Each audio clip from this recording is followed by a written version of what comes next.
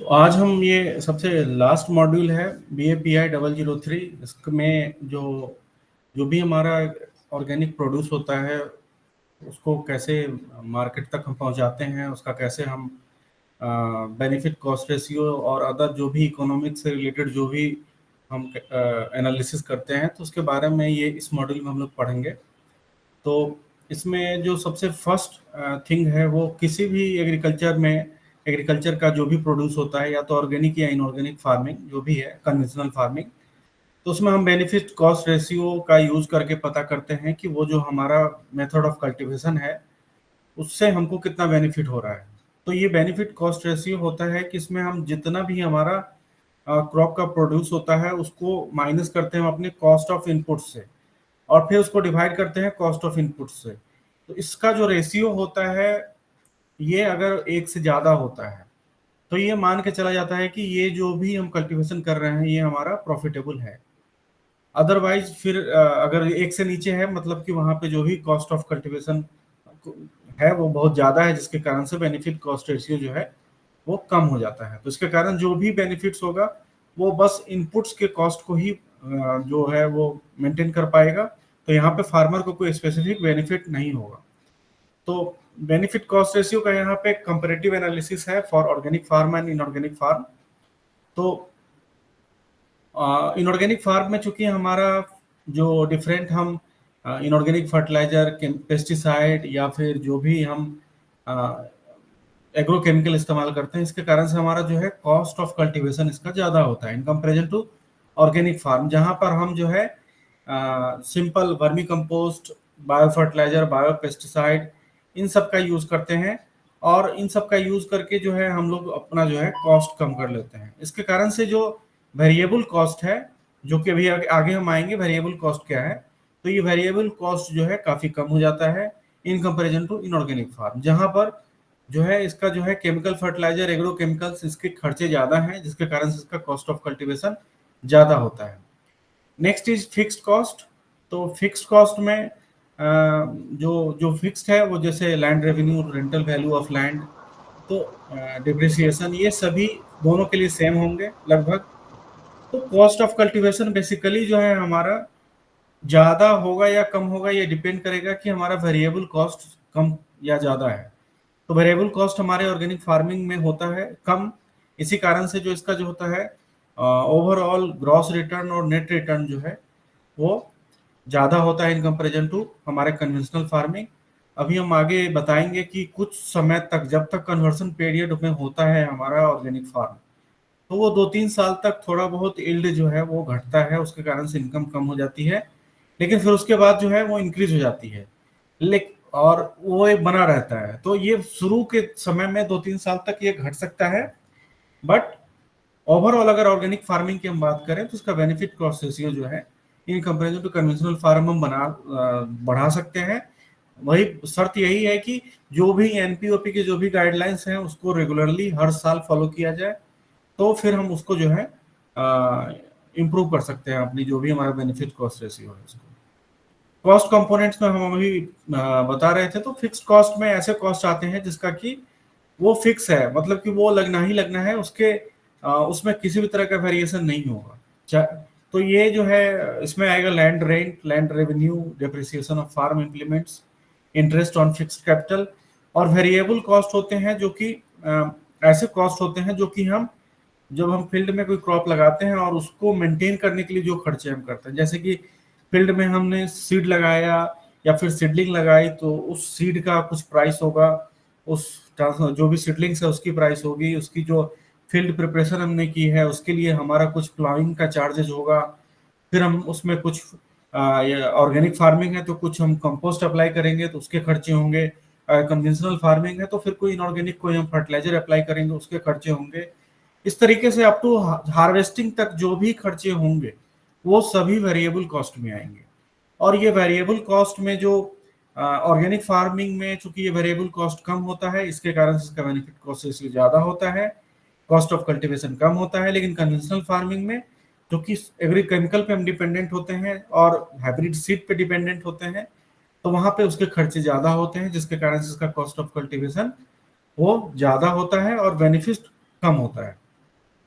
Next is कि benefit cost ratio जो है उसको हम लोग जो है आ, कुछ जो वेरिएबल कॉस्ट की बात हम कर रहे थे तो उसमें हम लोग क्या क्या चेक करते हैं, तो cost of seeds, cost of manure, bio fertiliser, bio pesticide, cost of irrigation, bullock जो भी प्लॉइंग के लिए यूज होता है, cost of tractor, cost of labour, जो भी लेबर का यूज हम कर रहे हैं फील्ड में, तो वो हम सब इसको ऐड करेंगे, ये हमारे वेरिएबल कॉस्ट का हिस्सा होगा।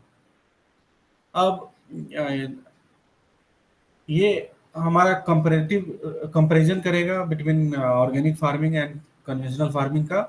तो ऑर्गेनिक फार्मिंग जो है हमारा इको साउंड मेथड है, मतलब यहाँ पे किसी भी तरीके का जो है कोई भी इकोसिस्टम पे कोई बैड इम्पैक्ट नहीं पड़ता है। लेकिन केमिकल या कन्वेंशनल फार्मिंग की बात करें तो वहाँ पे लेबर इंटेंसिव है ये, फिर इसमें जो है डिफरेंट जो है केमिकल इंटेंसिव क्रॉप है, जो ये कन्वेंशनल फार्मिंग में डिफरेंट जो एग्रो केमिकल्स हैं, फर्टिलाइजर्स हैं, इस पे हम डिपेंडेंट होते हैं, तो इसमें डिफरेंट गैसेज जो है वो प्रोड्यूस होते हैं और वो एटमॉस्फेयर में जो है green house gas effect produce करते हैं।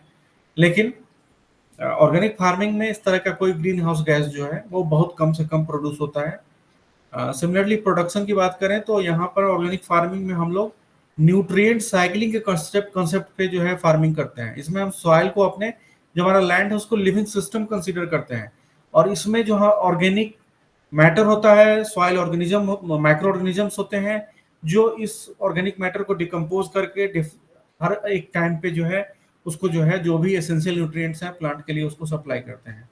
तो यहाँ पे एक न्यूट्रिएंट साइकिल का कंसेप्ट है। लेकिन कन्वेंशनल फार्मिंग में ये जो भी फार्म के बाहर के जो भी प्रोडक्ट है उसको हम लोग इस्तेमाल करते हैं। वीड कंट्रोल करने के लिए हम लोग ऑर्गेनिक फार्मिंग में क्रॉप रोटेशन करते हैं, कल्चरल प्रैक्टिसेस करते हैं।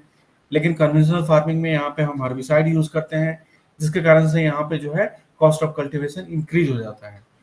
पेस्ट कंट्रोल के लिए हम लोग ऑर्गेनिक फार्मिंग में bio pesticide, bio control agents को यूज करते हैं। लेकिन कन्वेंशनल फार्मिंग में हम लोग जो है केमिकल पेस्टिसाइड्स यूज करते हैं, जो कि जो है खर्चा बढ़ाता है। सोशल वैल्यू में अगर हम देखें तो ऑर्गेनिक फार्मिंग में हमारा किसी तरह का पोल्यूशन नहीं होता है, लेकिन कन्वेंशनल फार्मिंग जो है पोल्यूशन काज करता है।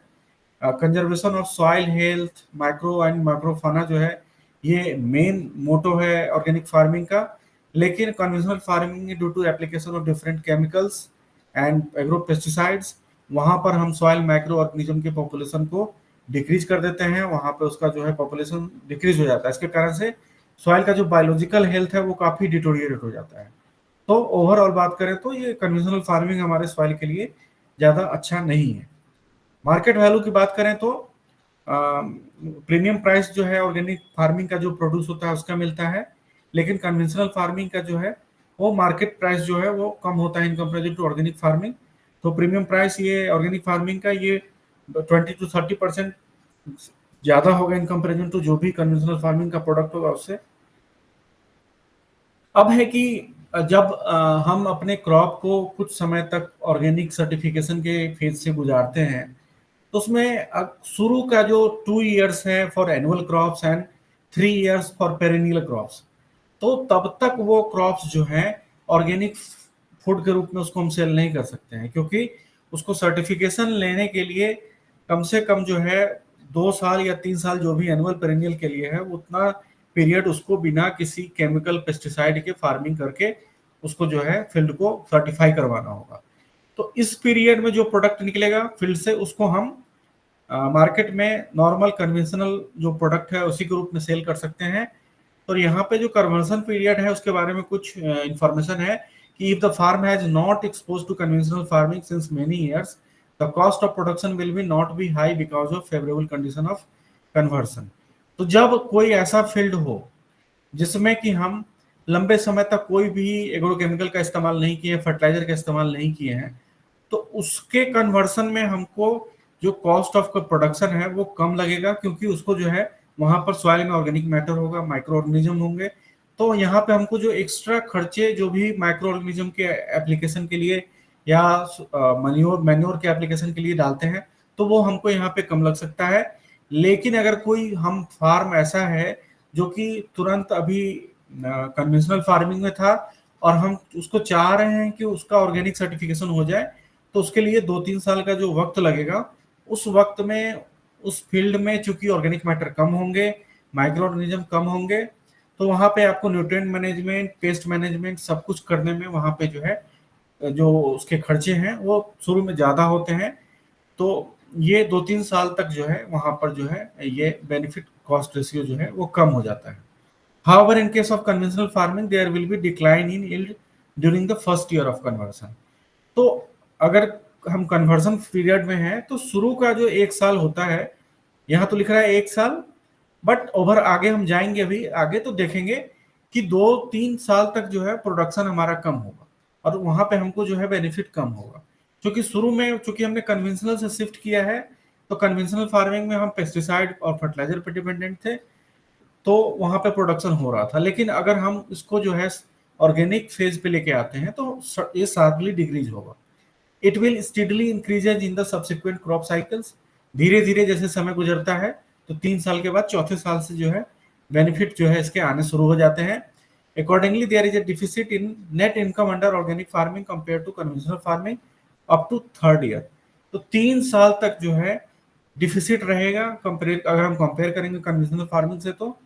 लेकिन as input cost was low under organic farming and produce earn premium of about 20%, the net income increase progressively the fourth year onwards. तो चौथे साल से ये इनकम जो है हमारा इंक्रीज होना शुरू हो जाएगा और इसको हम जो बेनिफिट कॉस्ट रेशियो है इसको अचीव कर लेंगे। The benefit in the net income was over 80% under organic farming in comparison to conventional farming by sixth year.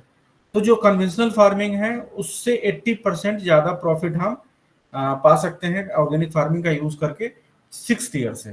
तो ये कंपैरेटिव चार्ट है जिसमें कि हम देख सकते हैं कि कन्वेंशनल फार्मिंग में और ऑर्गेनिक फार्मिंग में हम किस तरीके से जो है हमारा इनकम का जो है इंक्रीज डिक्रीज हो रहा है।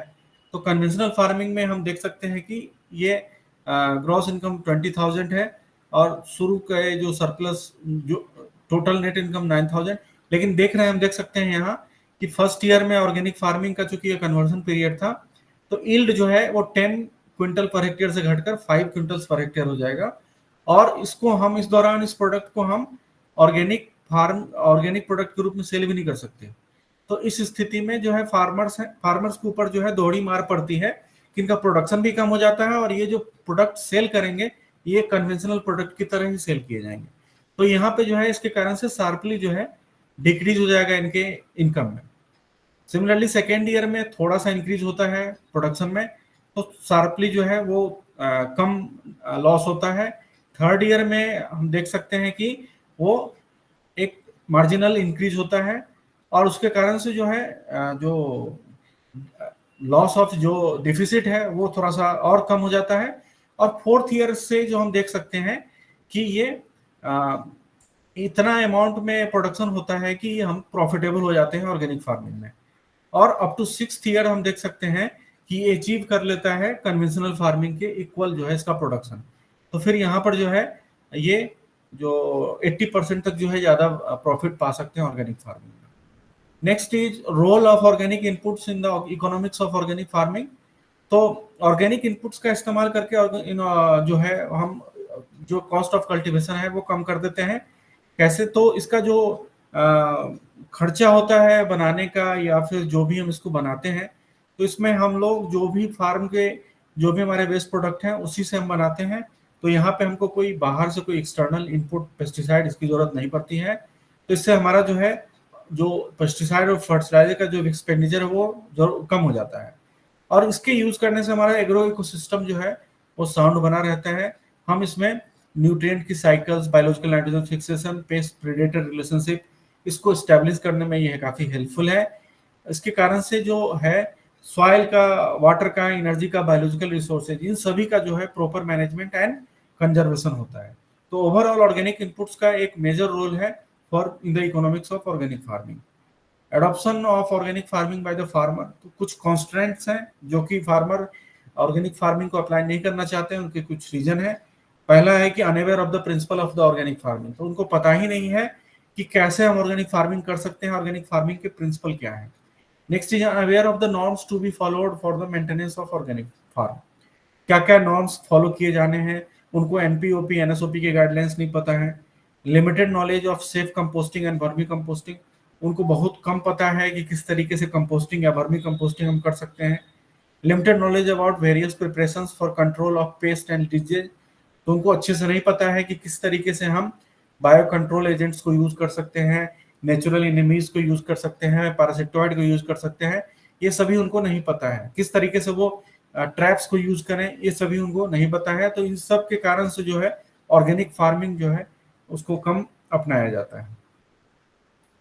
अब कुछ प्रोग्राम्स लॉन्च हुए थे गवर्नमेंट के द्वारा for to promoting organic farming.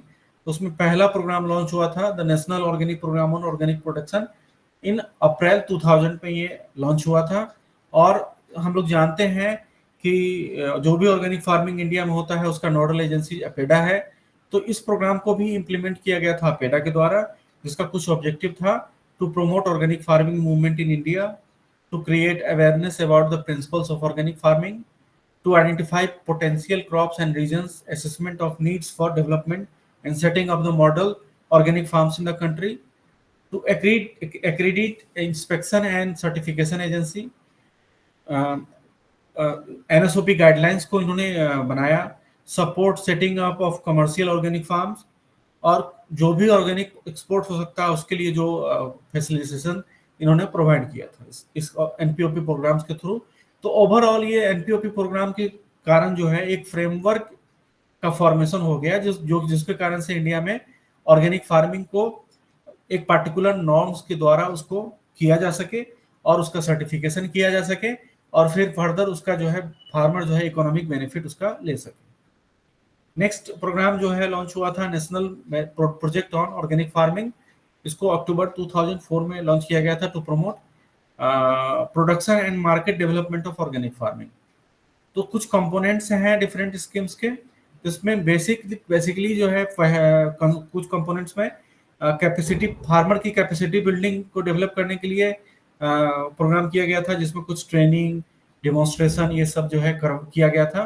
Financial assistance के तौर पर जो है फार्मर्स को डिफरेंट काइंड्स ऑफ जो है ट्रेनिंग, कंपोस्टिंग यूनिट बनाने के जो भी स्किल्स हैं, फिर वो उसके अलावा जो पिट्स बनाने में जो खर्चे हैं उसके लिए गवर्नमेंट की तरफ से सब्सिडी प्रोवाइड की गई थी। फील्ड डेमोन्स्ट्रेशन किया गया था। मार्केट डेवलपमेंट एंड प्रमोशन के लिए जो है पैकेज ऑफ प्रैक्टिस को डेवलप किया गया था। डेवलपमेंट ऑफ न्यू इनिशिएटिव्स, कोई अगर सक्सेसफुल प्रूवन टेक्नोलॉजी किसी फार्मर के द्वारा डेवलप किया गया हो तो उसका डिसेमिनेशन, अवेयरनेस सेमिनार और जो भी प्रिंट या पब्लिसिटी मीडिया के द्वारा जो है इसका अवेयरनेस किया गया। तो ये सभी कंपोनेंट्स थे इस स्कीम के। एक और स्कीम गवर्नमेंट के द्वारा लॉन्च किया गया था एनएचएम, नेशनल हॉर्टिकल्चर मिशन। तो इसमें जो है डिफरेंट हॉर्टिकल्चर के जो भी क्रॉप्स थे उसको ऑर्गेनिक फार्मिंग के लिए जो है इसको प्रमोशन किया गया था। तो इसको और हॉर्टिकल्चर क्रॉप्स जो है वो फैसिलिटेट करते हैं diversification, increase return per unit land, better employment opportunity, excellent prospects for export. चूंकि हम हॉर्टिकल्चर क्रॉप में हम वेजिटेबल फ्रूट्स इसका प्रोडक्शन कर सकते हैं और इसका जो है प्रीमियम प्राइस होता है, तो अगर ऑर्गेनिक प्रोडक्ट अगर है तो उसका और भी ज्यादा प्रीमियम होता है, जिसके कारण से हम ज्यादा से ज्यादा जो है इकोनॉमिक बेनिफिट गेन कर सकते हैं। तो इसीलिए एनएचएम जो है ऑर्गेनिक फार्मिंग के लिए भी अप्लाई किया गया था। ये 10th प्लान के दौरान प्लानिंग कमीशन के द्वारा ये इसको लॉन्च किया गया था to support organic growers on crop raising and certification.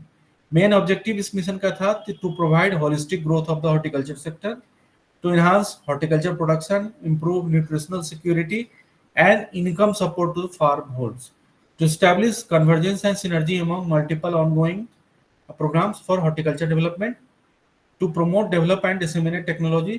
तो जो हॉर्टिकल्चर के कल्टीवेशन में जो भी from package of practice to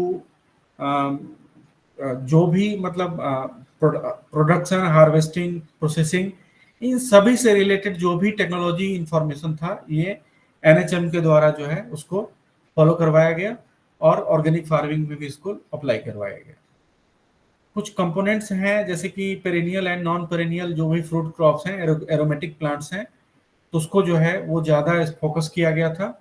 और ऑर्गेनिक कल्टीवेशन के लिए जो है वेजिटेबल अगर कोई फार्मर प्रोड्यूस करता है तो उसके लिए उसको 10,000 का जो है सब्सिडी, 10,000 रुपीज जो है पर हेक्टेयर के हिसाब से उसको फाइनेंशियल असिस्टेंस प्रोवाइड करवाया गया। इसके अलावा NHM provided financial assistance to up to rupees 5 lakhs for a group of farmers covering 50 hectare. 50 hectare तक कोई अगर फार्मर था, किसी के पास उसके पास जमीन थी, तो उसको 5 लाख तक जो है उसको फाइनेंशियल असिस्टेंस जो है वेजिटेबल प्रोडक्शन के लिए उसको ऑर्गेनिक फार्मिंग के अंतर्गत जो है उसको देने का प्रावधान उस समय था। इसमें कुछ बायो कंट्रोल लैब के स्टेब्लिशमेंट के लिए भी फाइनेंशियल असिस्टेंस दिया गया था, rupees 80 lakhs per unit for public sector and rupees 40 lakhs per unit in case of private sector. तो उसके लिए कुछ एलिजिबिलिटी है, तो उसको जो है लॉन्च किया गया था इंडिया के हर स्टेट में except north east and Himachal Pradesh, Jammu Kashmir, Uttaranchal. ये वहां इन राज्यों में इसलिए नहीं लगाया गया कि वहां पे क्योंकि अलग से separate technology mission on integrated development of horticulture जो है उस समय चल रहा था। तो ये सेंट्रली स्पॉन्सर्ड स्कीम था, गवर्नमेंट ऑफ इंडिया के द्वारा इसको जो है 100% असिस्टेंस दिया गया था शुरू के में 10th प्लान तक। लेकिन 11th प्लान से जो है इसमें सेंट्रल गवर्नमेंट का कंट्रीब्यूशन 85% था और स्टेट गवर्नमेंट का कंट्रीब्यूशन 15% था। Next is support for organic farming under technology mission for integrated development of horticulture in north eastern state. तो नॉर्थ ईस्टर्न स्टेट में जो टेक्नोलॉजी मिशन ऑन हॉर्टिकल्चर चल रहा था, ये गवर्नमेंट ऑफ इंडिया के द्वारा लॉन्च किया गया था नॉर्थ ईस्टर्न सभी स्टेट में except Sikkim. The technology mission strives to address the issues relating to technology and technological development, demonstration of technology, production of quality planting material, organic farming, plant health। मतलब organic farming के लिए from initial to harvesting stage तक के जो भी technology थे उसका जो है डिमॉन्स्ट्रेशन, डेवलपमेंट, इन सब के लिए इसका इस्तेमाल किया गया था। इसके कंपोनेंट्स हैं कि अर्थवर्म या वर्मी कंपोस्ट यूनिट के लिए रुपीज 30,000 पर यूनिट का जो है फाइनेंशियल असिस्टेंस का प्रोविजन था। Incentive for adopting organic farming, organic farming को एडॉप्ट करने के लिए रुपीज 10,000 पर हेक्टेयर जो है गवर्नमेंट की तरफ से फाइनेंशियल असिस्टेंस फार्मर्स को दिया गया था। असिस्टेंस फॉर ऑब्टेनिंग सर्टिफिकेशन, तो 90% ऑफ द कॉस्ट जो है सर्टिफिकेशन का और अप टू 5 lakhs तक जो है फार्मर्स को गवर्नमेंट के द्वारा दिया गया था इस टेक्नोलॉजी मिशन के through. Scheme on capacity building for organic products, तो ये स्कीम जो है लॉन्च किया गया था गवर्नमेंट ऑफ इंडिया के द्वारा to build capacity to enhance the competitiveness of the Indian agriculture registration of organic products abroad. तो भारत से ज्यादा एक्सपोर्ट हो सके ऑर्गेनिक प्रोडक्ट, इसके इसी को बढ़ावा देने के उद्देश्य से सरकार के द्वारा जो है ये प्रोग्राम लॉन्च किया गया था 2006-07 में। और इसका जो है टोटल जो आउटले रखा गया था रुपीज 1 करोड़ के आसपास का इसका बजट था। और इसको इम्प्लीमेंट किया गया था department of agriculture and corporation, ministry of agriculture के द्वारा, government of India, ministry of agriculture के द्वारा। और इसको एडमिनिस्टर किया गया था trade division of the department of agriculture and corporation. Components हैं इस स्कीम के, तो इस स्कीम के अंतर्गत में डिफरेंट फाइनेंशियल असिस्टेंस और देने का प्रोविजन था। तो ये फाइनेंशियल असिस्टेंस रिसर्च के लिए था या फिर अवेयरनेस या क्रिएशन ऑफ ट्रेनिंग प्रोग्राम के लिए था, फार्मर्स को सपोर्ट करने के लिए था, creation of product specific database on sanitary and phytosanitary measures, quality standards. तो प्रोडक्ट जो भी एक पार्टिकुलर क्रॉप स्पेसिफिक जो है इसमें जो है इसमें फाइनेंशियल असिस्टेंस प्रोवाइड किया गया, जिससे ज्यादा जो है एक पर्टिकुलर क्रॉप जो जिसकी ज्यादा डिमांड हो उसको हम ऑर्गेनिक फूड के रूप में उसको बाहर एक्सपोर्ट कर सके। Creation improvement of infrastructure in laboratories, use of ICT software, ये सभी का यूज के लिए भी इसमें फाइनेंशियल असिस्टेंस दिया गया था। Reimbursement of organic product registration charges, तो जो भी सर्टिफिकेशन के जो भी चार्जेस थे अब्रॉड, उसके लिए भी यहाँ पे जो है फाइनेंशियल असिस्टेंस जो है फार्मर्स को प्रोवाइड किया गया था।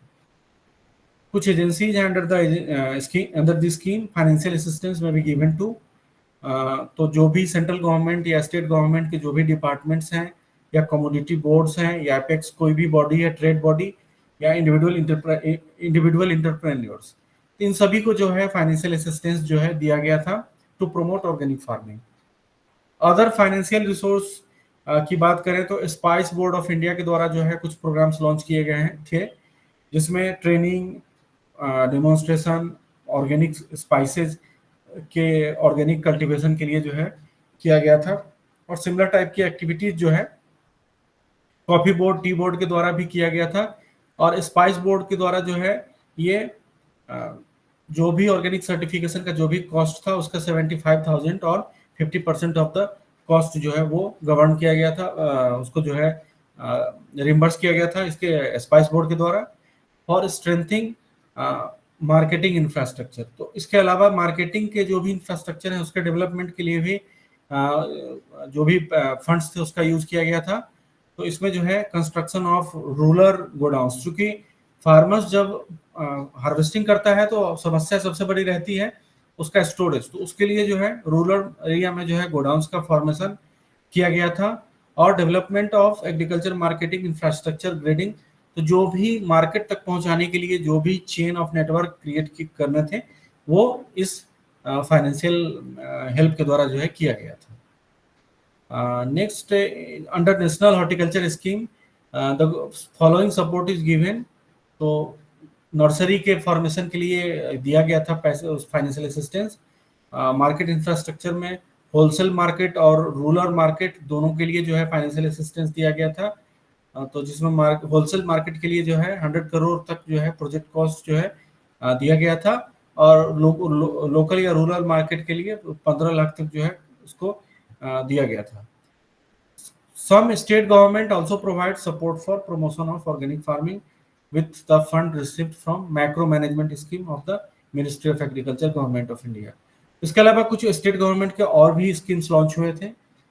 कुछ और ऑर्गेनाइजेशन है जैसे नाबार्ड है, नेशनल कोऑपरेटिव डेवलपमेंट कॉर्पोरेशन है, khadi and village industry corporation है। तो इन सब के द्वारा भी डिफरेंट प्रोग्राम्स लॉन्च किए गए थे जिससे कि ऑर्गेनिक फार्मिंग का प्रमोशन हो सके। नेक्स्ट ब्लॉक में हम लोग देखेंगे मार्केट्स एंड मार्केटिंग के बारे में। तो मार्केट क्या है, पहले तो market is a place where buyers and sellers converge, जहां पर बायर्स और सेलर एक साथ आते हैं और वहां मिलकर जो है गुड्स एंड सर्विसेज जो होता है उसको जो है बेचते हैं, खरीदते और बेचते हैं। तो transfer of goods ownership takes place, यहाँ पे जो है बायर्स जो सेलर्स है वो अपना गुड का ओनरशिप जो है बायर्स को ट्रांसफर करता है by the process of buying and selling.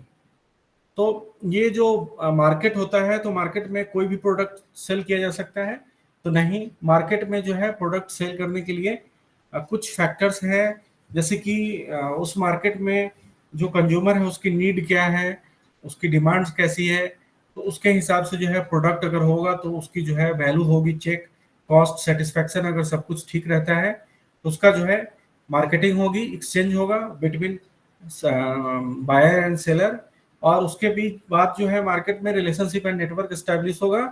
और मार्केट का जो भी ये प्रिंसिपल है यही फॉलो होता है मार्केटिंग में। In marketing one must give their customer what they want और what they think they need. तो जो मार्केट होता है उसमें जो सेलर होता है वो वही चीज कस्टमर को सेल करता है जो उसकी जरूरत होती है जिसको, और या उसकी जो भी उसकी डिमांड होती है उसके हिसाब से जो है उसको सेल करता है।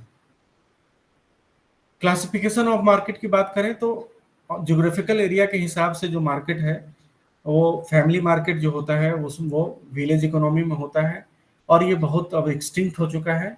लोकल मार्केट की बात करें तो टाउन इकोनॉमी में ये पाया जाता है और ये भी धीरे धीरे डिसअपियर हो रहा है due to transport and communication के कारण से जो है जो भी प्रोडक्ट होता है वो सभी जो है नेशनल मार्केट या स्टेट मार्केट तक पहुंच रहे हैं। तो लोकल मार्केट धीरे धीरे जो है डिसअपियर हो रहा है, लेकिन अभी भी ये फ्यू है।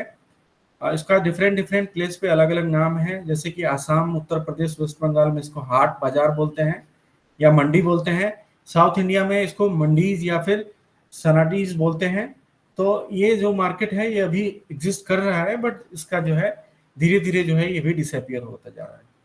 नेशनल मार्केट जो होता है वो नेशनल लेवल पे होता है और जहाँ डिफरेंट जो भी प्रोडक्ट होते हैं और स्टेट लेवल के जो भी प्रोडक्ट जहाँ खरीदा बेचा जाता है वो जो है वहाँ से ट्रांसफर किए जाते हैं, जो भी नेशनल मार्केट है, डिफरेंट मार्केट्स हैं, तो वहाँ पर जो है फार्मर्स जो है अपने प्रोडक्ट को सेल करके अपना जो है जो भी जेन्यून प्राइस है वो वहाँ से प्राप्त कर सकता है।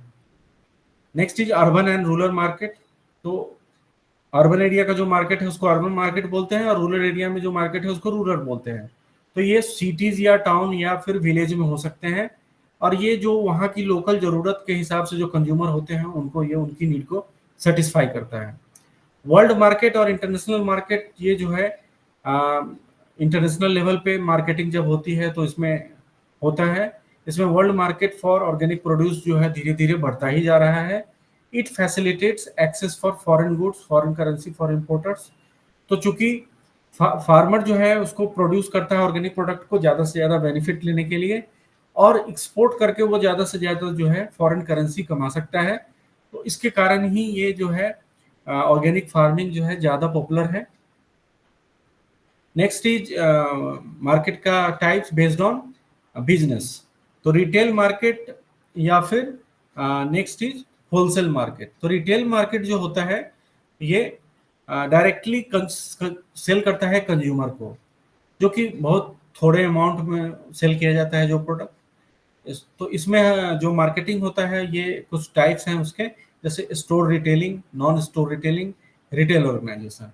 तो स्टोर रिटेलिंग में जो रिटेल स्टोर होते हैं उसके भी आठ कैटेगरी हैं, जैसे कि स्पेशलिटी स्टोर्स हो सकता है, डिपार्टमेंटल स्टोर्स हो सकते हैं, सुपर मार्केट हो सकते हैं, convenience stores, discount stores, of price retailers, super stores, catalogue showrooms. तो मतलब ये डिफरेंट 8 तरह के रिटेल स्टोर हो सकते हैं, जिसमें से ज़्यादा पॉपुलर सुपर मार्केट है।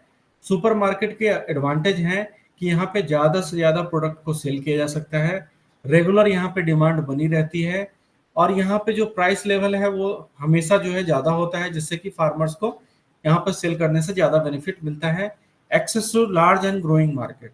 इसके अलावा जो सुपर मार्केट है इसका एक्सेस जो है जो लार्ज और ग्रोइंग मार्केट से उससे होता है, जिससे यहाँ पे हमेशा डिमांड जो है बनी रहती है। नॉन स्टोर रिटेलिंग की बात करें तो ये बेसिकली 4 इसकी कैटेगरी है: direct selling, direct marketing, automatic vending, या फिर बाइंग सर्विसेज। इसमें ये जो है बहुत ही फास्ट रेट से बढ़ता जा रहा है। स्टोर रिटेलिंग स्टोर रिटेलिंग की तुलना में ये नॉन स्टोर रिटेलिंग जो है आजकल बहुत तेजी से बढ़ता जा रहा है। इसमें होता ये है कि यहाँ पे कोई स्टोर का फॉर्मेशन नहीं करना है, कस्टमर जो है अपने डिमांड के हिसाब से जो है डायरेक्टली कांटेक्ट करता है जो भी सेलर है उससे, और उसको जो है वो सप्लाई किया जाता है।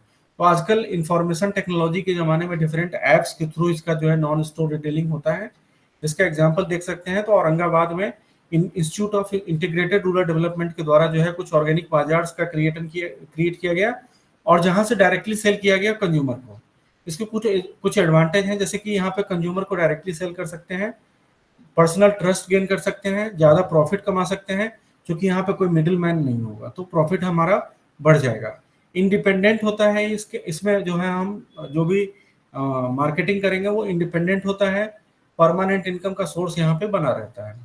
रिटेल ऑर्गेनाइजेशन में जो है कुछ corporate chain stores, voluntary marketing chains, retailers cooperative, consumer cooperative, या फिर फ्रेंचाइजी कोऑपरेटिव ऑर्गेनाइजेशंस का फॉर्मेशन किया जाता है, और इसका पर्पस सिर्फ यही है ज़्यादा से ज़्यादा खरीदा जा सके, और उसका जो है ज़्यादा से ज़्यादा ब्रांड के तौर पर उसका रिकॉग्निशन मिल सके, और बेटर जो है उसका जो है मार्केट प्राइस मिल सके। और जो ये तभी होगा जब स्किल्ड एम्प्लॉई होंगे वहाँ के। तो रिटेल ऑर्गेनाइजेशन बनाने का मेन मोटिव है कि to get better brand value and better economic benefit. Wholesale market में अगर हम देखें तो होलसेल मार्केट ऐसा मार्केट होता है जहाँ पे सप्लायर और रिटेलर जो है market where a wholesaler is the supplier and retailers are the buyers. तो ये रिटेलर जो है यहाँ से जो है परचेज करते हैं, और होलसेलर जो है वो सप्लायर होते हैं। Goods are bought and sold in bulk quantity. तो ज़्यादा अमाउंट में यहाँ पे जो है प्रोडक्ट जो है बेचे और खरीदे जाते हैं।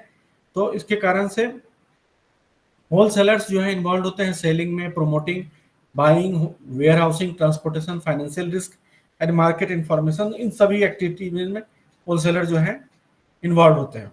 तो 4 तरीके के होलसेलर्स होते हैं, merchant wholesaler, brokers and agents, retailers, branches, या फिर मिसलेनियस होलसेलर्स। तो ये 4 तरह के जो हैं होलसेलर्स हो सकते हैं। Next is channel of distribution and role of middleman. तो हर जगह बिजनेस में हम देखते हैं कि अगर इन टू एंड अगर हम प्रोडक्ट को सेल कर रहे हैं तो बीच में जो है एक मिडिल मैन भी होता है जो फैसिलिटेट करता है मार्केटिंग को।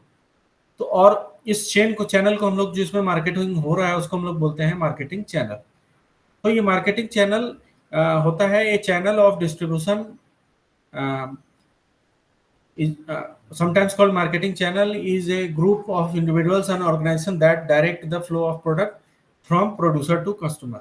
तो प्रोड्यूसर से कस्टमर तक उस गुड्स को सप्लाई करने के लिए जो भी हम जितने लोगों के चेन के थ्रू गुजरते हैं उसको हम लोग बोलते हैं मार्केटिंग चैनल। और ये जो इसमें जो इंक्लूड्स द ओरिजिनल प्रोड्यूसर, जो सबसे पहला जो कल हम बात किए थे कस्टोडियन, चेन ऑफ कस्टोडियन की स्टडी बात हम बताए थे, उसमें पहला कस्टोडियन जो हमारा फार्मर है, प्रोड्यूसर है, और इंड जो हमारा कस्टोडियन होता है वो कंज्यूमर होता है। तो सिमिलरली यहाँ पे उसी चैनल में हम लोग जो है मार्केट को, प्रोडक्ट को सेल कर रहे हैं, तो उसी को हम लोग मार्केटिंग चैनल बोलेंगे। और इसके बीच में जो भी लोग इन्वॉल्व होंगे, मिडिल मैन, जैसे कि होलसेलर या फिर कोई वेयर हाउस में स्टोर करने के लिए कोई जो है बीच का कोई पर्सन, उसको ब्रोकर या एजेंट उसको थोड़े टाइम के लिए स्टोर करे और फिर मार्केट में उसको सेल करे, तो इन सभी को हम लोग मिडिल मैन बोलेंगे। और ये जो है कुछ इसके मेजर प्लेयर्स हैं, जैसे ब्रोकर है तो इसका रोल होता है intermediary, where job is to bring together buyers and seller. तो यहाँ पे बायर्स एंड सेलर को एक साथ लाने का जिम्मेदारी ब्रोकर का होता है। ये अपने साथ किसी भी तरह का इन्वेंट्री कैरी नहीं करता है, लेकिन अगर किसी भी तरह का फाइनेंशियल या रिस्क एसेस करना हो तो ब्रोकर करता है। फैसिलिटेटर होते हैं जो कि जो डिस्ट्रीब्यूशन का जो प्रोसेस है उसको वो फैसिलिटेट करते हैं जिससे परचेज और सेल हो सके। मर्चेंट होते हैं intermediary, who buys takes title to and resells merchandise, तो खरीद के ये बेच देते हैं।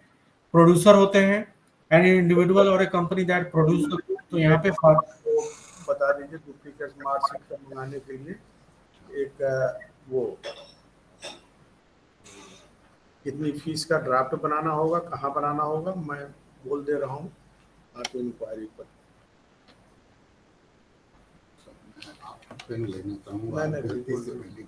कोई बात नहीं। Another are person involved are sales agent, sales force, wholesaler, distributor।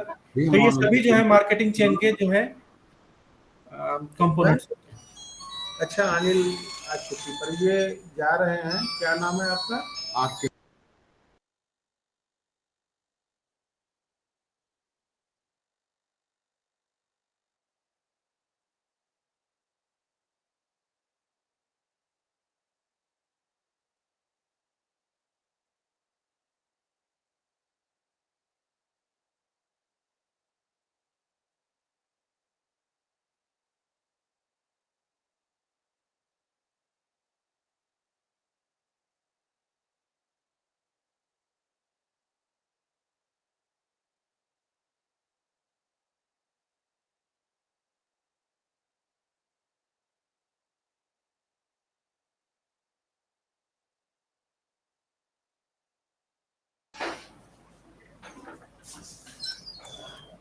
Aditya ji, आपकी आवाज नहीं आ रही है।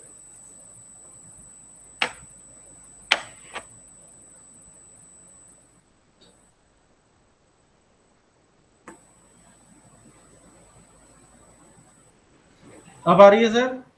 हाँ अब आ रही है, लेकिन कई स्क्रीन बन के आ रही है इस पे, देखिए। हाँ हाँ, मैं वही, अब ठीक हो गई। हाँ ठीक हो गया। नमस्कार डॉक्टर, कैसे हैं आप? तो मार्केटिंग मिक्स को हम लोग यूज करते हैं as tool for purchase of product from market. तो इसमें जो है 4 पीस प्रिंसिपल हैं: प्रोडक्ट, प्राइस, प्लेस, प्रमोशन। तो प्रोडक्ट में जो भी प्रोडक्ट होता है उसके डिफरेंट फीचर्स को एनालाइज किया जाता है। सिमिलरली प्राइस में हम चेक करते हैं कि उसकी प्राइस कितनी है, उसका डिस्काउंट कितना है, किसी तरह का अगर क्रेडिट को कोई जरूरत है किसी को तो वहां पे वो अवेलेबल है या नहीं। प्रमोशन करना पड़ता है उस प्रोडक्ट का कि जिससे ज़्यादा से ज़्यादा जो है एडवर्टाइजिंग और प्रमोशन से उसका जो है सेल बढ़ सके। प्लेस तो सही जगह पे उसकी जो है मार्केट होनी चाहिए, जिससे कि उसका जो है मार्केटिंग जो है इजी हो सके। अनदर इज दिस, यही 4 प्रिंसिपल जो है कस्टमर पॉइंट ऑफ व्यू से और सेलर के पॉइंट ऑफ व्यू से अगर सेटिस्फाई होता है तो वहां पे जो है मार्केट में जो है अपना प्रोडक्ट जो है खरीदे या बेचा जाता है। जैसे कोई प्रोडक्ट है और कस्टमर के नीड्स और वांट्स के हिसाब से है, तो फिर वो प्रोडक्ट जो है कस्टमर उसको परचेज कर लेगा। अगर प्राइस उसकी कस्टमर के हिसाब से होगी तो फिर मार्केटिंग उसकी जल्दी हो जाएगी। प्लेस अगर इजीली एसेसेबल होगा तो मार्केटिंग उसकी जल्दी होती है। और प्रॉपर अगर उसका प्रमोशन किया गया हो तो उसकी मार्केटिंग जो है जल्द से जल्द हो सकती है, ड्यू टू कम्युनिकेशन जो है वो कंज्यूमर तक पहुंचने के कारण। तो नेक्स्ट इज प्राइस को हम देखें तो प्राइस एक इम्पोर्टेंट की रोल इम्पोर्टेंट प्ले करता है in the marketing mix, because it relates directly to the generation of revenue. तो प्राइस, कितना प्राइस किसी प्रोडक्ट का हम रख रहे हैं, इसको फिक्स करते समय ये चीज ध्यान दिया जाता है कि हमको रेवेन्यू यहीं से जनरेट करना है। तो रेवेन्यू हमको सिर्फ यहाँ पे प्रोडक्ट को सेल करके अपने जो हमारा बेनिफिट है उसके लिए नहीं, बल्कि उससे जो डिफरेंट इंफ्रास्ट्रक्चर में जो भी कॉस्ट है उसको भी यहीं से इसी रेवेन्यू से हमें पे करना होगा। तो उसके लिए जो है सुटेबल प्राइस जो है फिक्स किया जाता है, जिससे कि इनफ अमाउंट में जो है रेवेन्यू आ सके। तो इसके लिए कुछ इंटरनल फैक्टर हैं, एक्सटर्नल फैक्टर हैं, जिसके जैसे कि इंटरनल फैक्टर में उसका प्रोड्यूसर का कॉस्ट कितना है, मार्केटिंग वेरिएबिलिटी कितनी है। एक्सटर्नल फैक्टर में उसका जो है डिमांड कितना है, competition, distribution channel, legal and government regulation कैसे हैं। तो इन सब के कारण से जो है किसी भी प्रोडक्ट का प्राइस जो है इन सब फैक्टर्स पे डिपेंड करता है। Generally organic product cost about double the price of the conventional product. तो ये डबल प्राइस इसलिए होता है क्योंकि इसमें जो है certification, organic inputs, labour intensive जो है ऑर्गेनिक फार्मिंग जो है लेवल इसमें ज्यादा लेबर की जरूरत पड़ती है। तो इसी कारण से इसका जो है कॉस्ट ऑफ कल्टीवेशन भी ज्यादा होता है। तो मार्केट में इसका जो प्राइस होता है ये थोड़ा डबल प्राइस या प्रीमियम प्राइस के इसका सेल किया जाता है। जिसका एग्जांपल है कि अगर हम देख सकते हैं कि यहाँ पर जो डिफरेंट क्रॉप्स हैं उसका ऑर्गेनिक प्राइस और कन्वेंशनल प्राइस जो है ऑलमोस्ट ये 50 to 100% तक जो है ज्यादा है। प्रमोशन का एक इम्पोर्टेंट रोल है मार्केटिंग में, क्योंकि कोई भी प्रोडक्ट अगर अच्छा भी है, अगर उसका सही से मार्केट में प्रमोशन नहीं किया गया बाय स्पेसिफिक मैकेनिज्म, जैसे कि advertising, sale promotion, public relation, personal selling, direct marketing, तो फिर इसको जो है कंज्यूमर तक ये बात नहीं पहुंचेगी कि ये प्रोडक्ट कैसा है। इसके लिए जो है प्रॉपर जो भी प्रमोशन करने के लिए जो भी पर्सन होते हैं उनकी प्रॉपर ट्रेनिंग की जाती है, नॉलेज बेस्ड, जिससे कि वो प्रमोशन कर सकें और कंज्यूमर तक ये बात पहुंचा सकें कि ये जो प्रोडक्ट है उनका जो है नीड को सेटिस्फाई कर सकता है। तो प्रमोशन में बेसिकली जो है उसके 4 कंपोनेंट्स हैं कि people, purchasing power, needs and willingness to buy. तो ये आजकल टारगेटिंग मार्केटिंग चल रही है। तो जो भी बायर्स हैं, तो सभी बायर्स के पास अलग अलग परचेजिंग पावर है, अलग अलग नीड्स है। तो उसके हिसाब से जो है उनको जो है टारगेट करके उनको जो है इसका प्रमोशन करना चाहिए, जिससे कि जो प्रोडक्ट जिसको खरीदना हो उस तक ये उसकी इंफॉर्मेशन पहुंच सके। मार्केटिंग ऑफ एग्रीकल्चर प्रोडक्ट में एग्रीकल्चर जो भी प्रोडक्शन होता है उसको हम अगर मार्केट में उसको सेल करके प्रीमियम प्राइस अगर नहीं गेन कर पा रहे हैं तो यहाँ पे हमारा ऑर्गेनिक फार्मिंग जो है हमारा वो फेल हो जाएगा।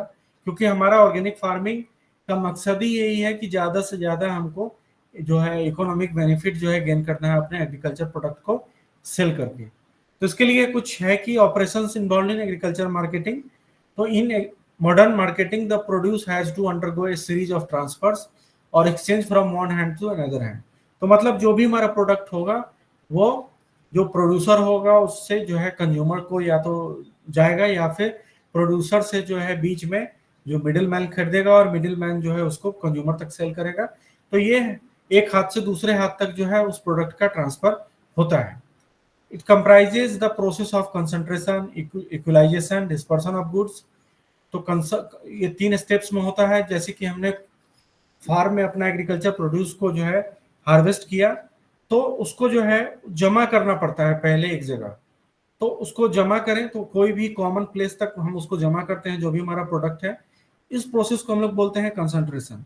तो transport of produce from field to a common place is called concentration. और इस प्रोसेस को जो है इसी प्रोसेस में जो है जो उसको क्लीन किया जाता है, ग्रेडिंग की जाती है, प्रोसेसिंग की जाती है, और फिर जो है उसको कोई विलेज मर्चेंट है तो उसको डायरेक्टली सेल कर दिया जाता है, या फिर कंज्यूमर को उसको उसी समय डायरेक्टली सेल कर दिया जाता है, या फिर कोई कमीशन एजेंट या ब्रोकर है तो उसको वो सेल कर दिया जाता है। तो ये 3 स्टेप्स में होते हैं, कंसंट्रेशन, इक्वलाइजेशन, डिस्पर्सन। अभी हम आगे बात करेंगे, एक बार फिर से आएगा ये।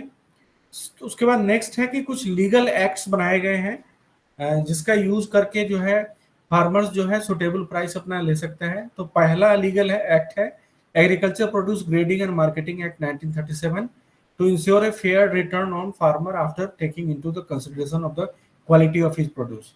तो यहाँ पे फार्मर को अपनी क्वालिटी के जो प्रोडक्ट है उसकी क्वालिटी के हिसाब से जो है उसको प्राइसिंग जो है फेयर प्राइसिंग मिलती है इस एक्ट के कारण।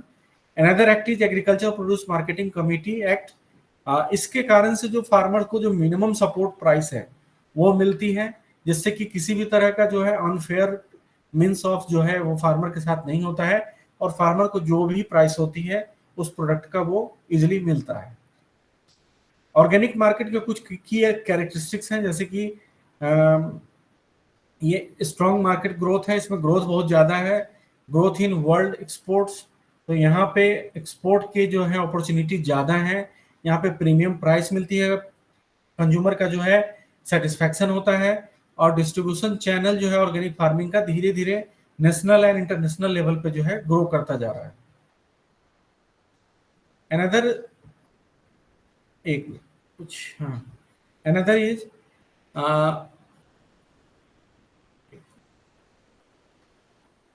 मेजर प्रोडक्ट जो सेल किए जाते हैं उसको हम देख सकते हैं एक्सपोर्ट पर्पस के लिए, पार्टिकुलरली जो ऑर्गेनिक फार्मिंग में हम प्रोड्यूस करते हैं।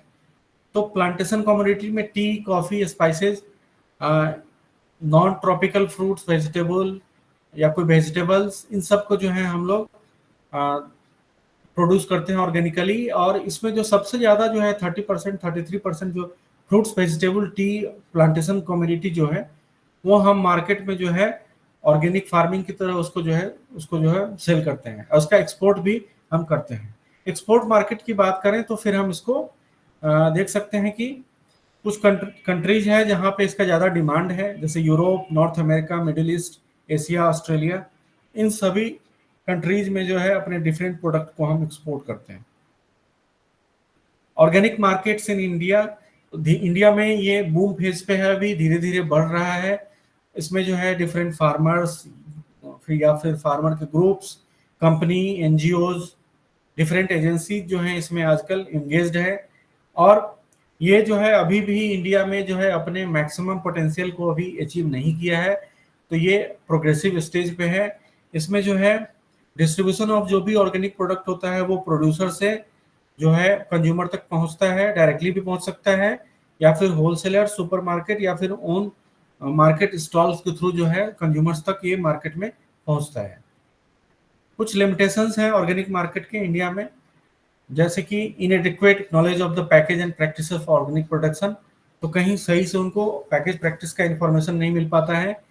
Farmer do not know where to sell the organic production, and consumer do not know where to get organic products. तो यहाँ पे बहुत फार्मर एंड जो कंज्यूमर है उनको नहीं पता कि उनको प्रोडक्ट कहाँ सेल करना है और कहाँ से बाई करना है। फार्मर को जो है ऑर्गेनिकली ग्रो करने में थोड़ी सी मन में डर रहती है, जिससे कि उसका जो है शुरू में जो यील्ड घटता है, या फिर जो उसका डिमांड जो है मार्केट में बना रहेगा या नहीं बना रहेगा, ये एक उनको जो है मन में एक शंका बनी रहती है। मोस्ट फार्मर्स जो है ऑर्गेनिकली ग्रोन आइटम्स जो उनके प्राइस है उसको डिस्टिंग्विश नहीं कर पाते हैं। कंज्यूमर में अवेयरनेस नहीं है। The quality supply is not insured, तो कोई प्रोडक्ट अगर उसका सर्टिफिकेशन प्रॉपर नहीं है तो फिर वहाँ पे क्वालिटी जो है क्वालिटी की कोई गारंटी नहीं है वहाँ पे। The cost toward certification is fairly high, तो बहुत ज़्यादा पे यहाँ पे कॉस्ट है सर्टिफिकेशन का, एक ये भी समस्या थी, लेकिन आजकल इसको कम कर दिया गया है कि फार्मर्स को अपने जो है ग्रोअर्स ग्रुप के थ्रू जो है आईसीएस का फॉर्मेशन करके वहाँ पे सर्टिफिकेशन ले सकते हैं। लॉजिस्टिक ऑफ स्लो शिपमेंट, तो धीरे सब शिपमेंट का जो है सप्लाई जो है धीरे होने के कारण भी ऑर्गेनिक प्रोडक्ट का जो है एक्सपोर्टिंग में थोड़ी सी दिक्कत होती है।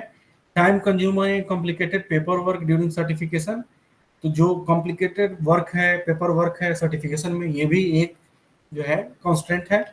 Inadequate efforts to develop domestic market, domestic market हमारा अभी ग्रोइंग स्टेज पे है, इतना भी डेवलप नहीं हुआ ऑर्गेनिक फार्मिंग प्रोडक्ट के लिए, तो थोड़ा सा ये लिमिटेशंस है ऑर्गेनिक मार्केट में।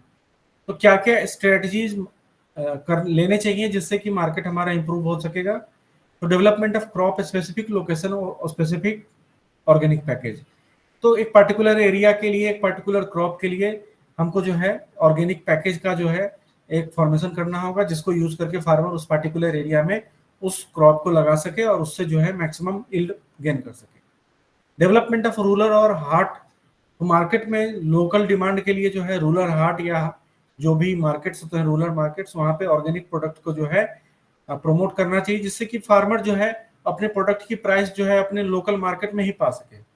Development of home delivery system, तो होम डिलीवरी के सिस्टम डेवलप किए जा सकते हैं, डिफरेंट एप्स डेवलप किए जा सकते हैं।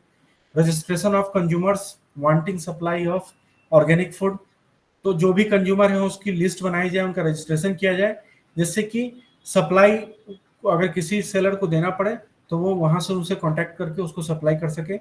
Marketing of organic produce in A vehicle near people gathering, तो जहाँ कहीं भी पीपल गैदरिंग है या कोई मेला लगा हुआ है तो वहां पर उस व्हीकल में उस प्रोडक्ट को सेल किया जा सके। Marketing of organic products through khadi भंडार बोर्ड्स, तो जो खादी भंडार आउटलेट है वहां से इसको प्रोडक्ट सेल किए जाए। इन्वॉल्वमेंट ऑफ कुछ सम एनजीओज, तो कुछ एनजीओ हैं उसके थ्रू जो है हम उनका नेटवर्क यूज करके अपने ऑर्गेनिक प्रोडक्ट को सेल कर सके। या फिर डेवलपमेंट ऑफ टूरिस्ट विलेज, तो जो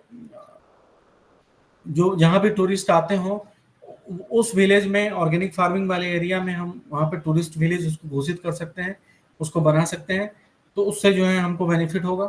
formation of associations of organic producers and consumers, तो इनके जो है एक ग्रुप बन जाने से फायदा ये होता है कि कॉमन इंटरेस्ट में जो है ज़्यादा से ज़्यादा लोगों का बेनिफिट होता है।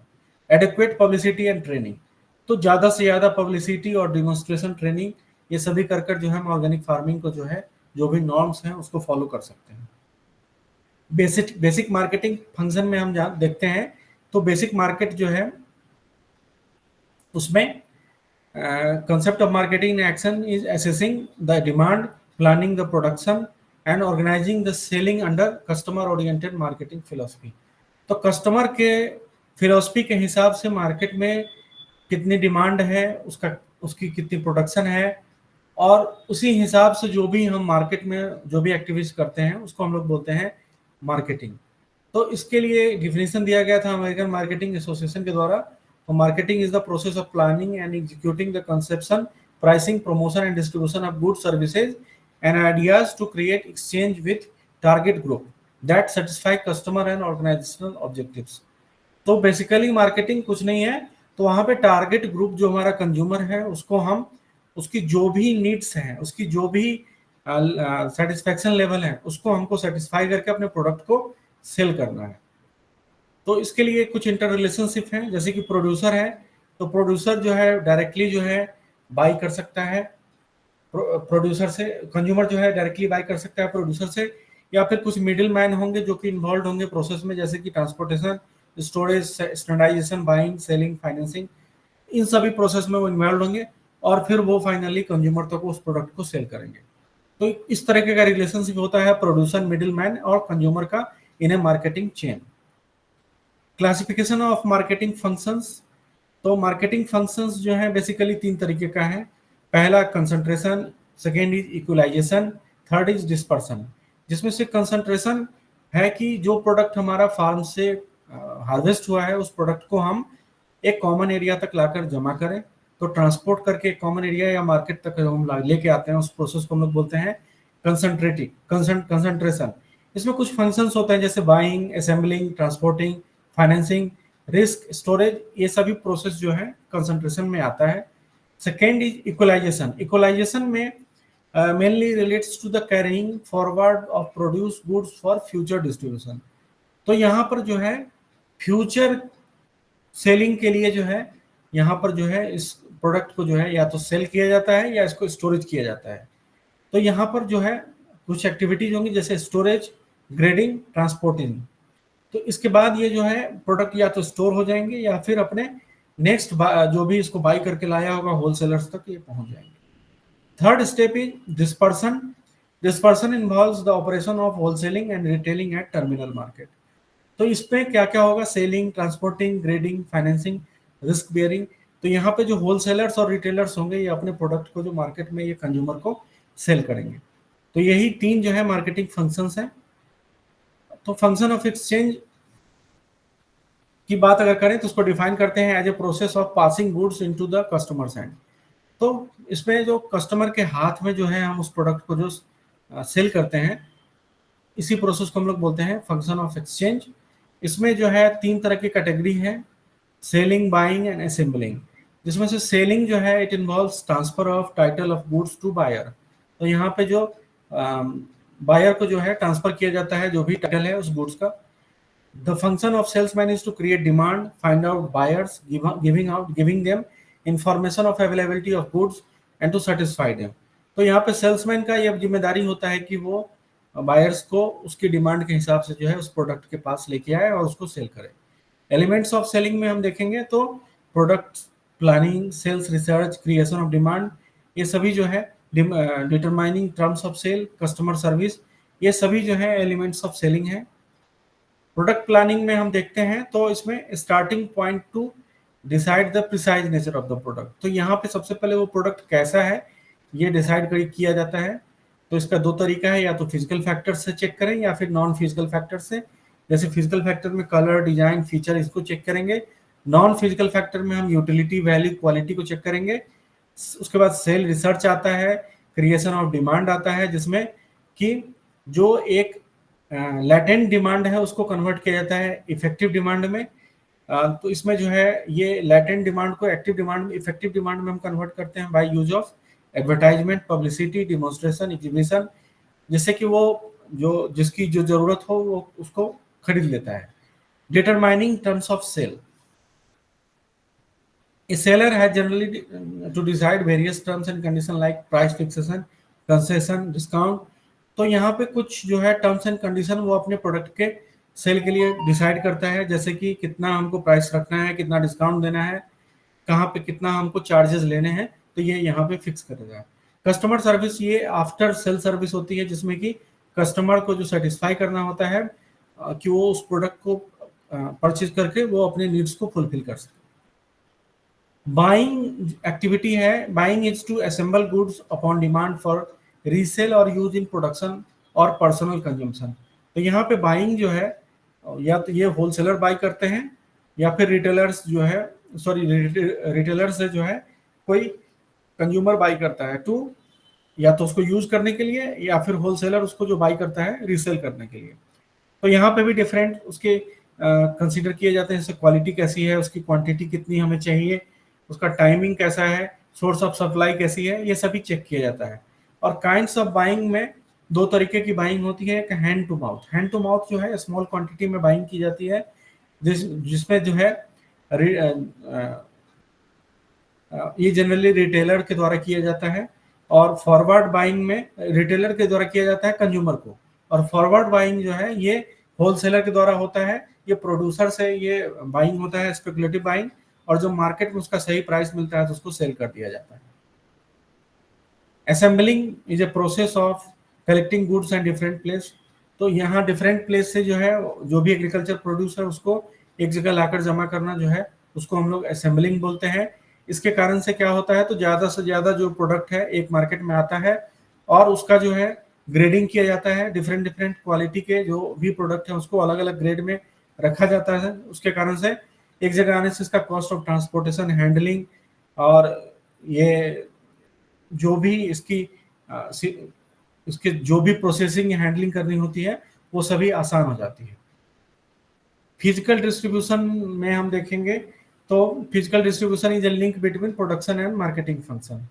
तो जो भी प्रोड्यूसर है वहां उससे लेके मार्केट तक ये जो पहुंचता है, इसमें फिजिकल डिस्ट्रीब्यूशन जो है स्टोरेज और ट्रांसपोर्टेशन के थ्रू होता है।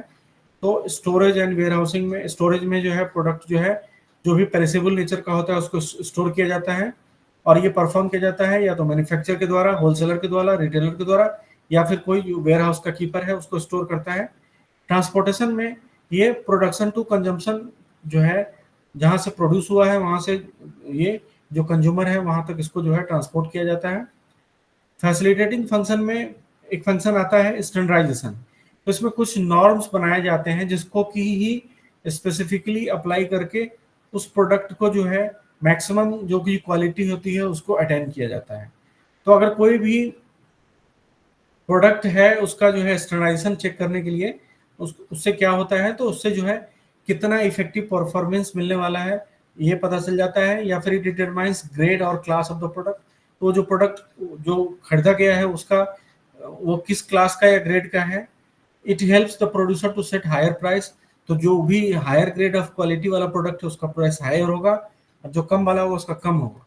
तो इसको हेल्प करता है फार्मर को ये प्राइसिंग में।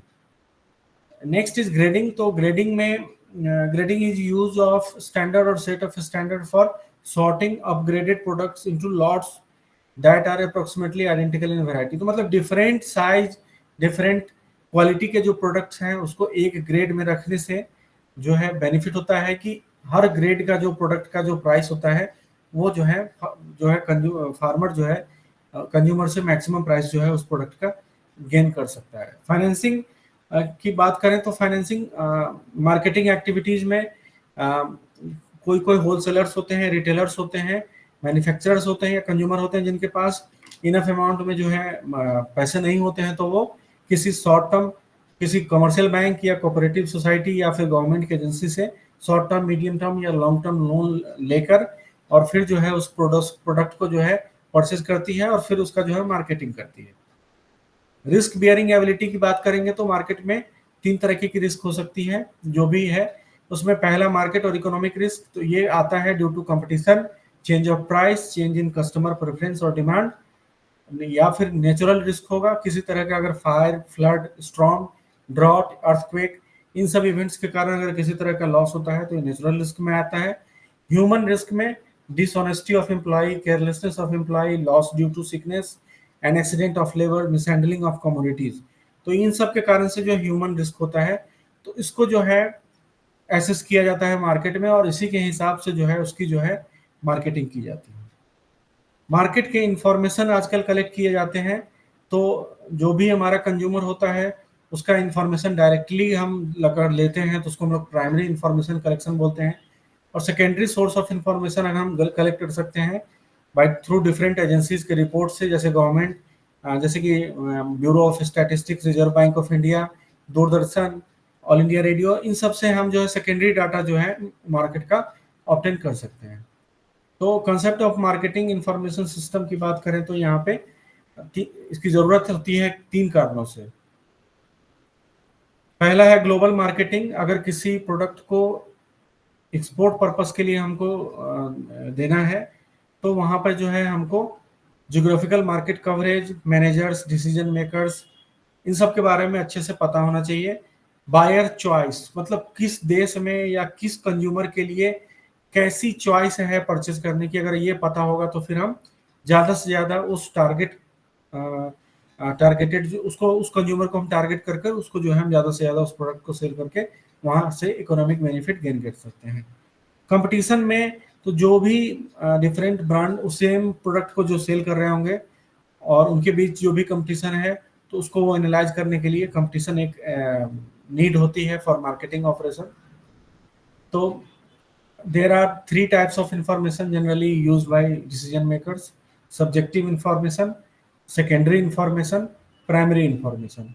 subjective information ऐसे information होते हैं जो previously किसी ने एक्सपीरियंस किया है या फिर एक्सपर्टाइज हो उस फील्ड का, तो उसका एजम्पशन हो या कोई फीलिंग हो, तो ये सबको हम लोग को बोलते हैं सब्जेक्टिव इंफॉर्मेशन। और ये किसी तरह का ये कोई हार्ड कोई ये रूल नहीं है कि ये जो है सब कुछ रिटर्न में मिल जाए इसका इंफॉर्मेशन। ये चूंकि एक फीलिंग होती है ये, तो इसको जो है यहाँ पे जो है सोर्स ऑफ इंफॉर्मेशन के तौर पर जो है इसको हम लोग ले सकते हैं। 1 मिनट।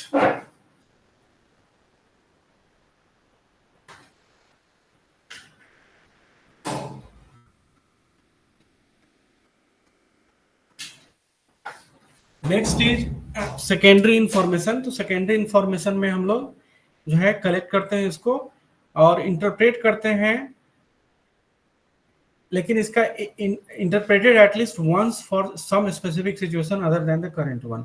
तो ये जो डाटा है हम इसको कहीं और से कलेक्ट करते हैं और इसका जो डिमॉन्स्ट्रेशन एक बार पहले कभी हो रखा होगा और इसको हम सेकेंड टाइम इसको डिमॉन्स्ट्रेट करेंगे, यूज करेंगे। लेकिन जो प्राइमरी इंफॉर्मेशन होता है वो फर्स्ट हैंड इंफॉर्मेशन होता है और इसको हम लोग जो है डायरेक्टली जो है अपना रिसर्च का यूज करके उसको कलेक्ट करते हैं। और ये जो प्राइमरी इंफॉर्मेशन होते हैं ये बेसिकली जो है साइंटिफिक फॉर्म का इंफॉर्मेशन होता है और ये 4 तरीके के हो सकते हैं: एस्टिमेट्स, प्रेडिक्शन और मॉडल्ड रिलेशनशिप। तो इन सब का जो है हम लोग इन सारे इंफॉर्मेशन का जो है मार्केटिंग इंफॉर्मेशन में हम लोग यूज करते हैं। The purpose of marketing research, purpose क्या है? तो to define the probable market for a particular product. तो अपने प्रोडक्ट को हम कहाँ पे सेल कर सकें, इसके लिए हमको मार्केटिंग रिसर्च की जरूरत पड़ती है। कॉम्पिटिटिवनेस कितनी ज्यादा है इसको एसेस करने के लिए हेल्पफुल होता है।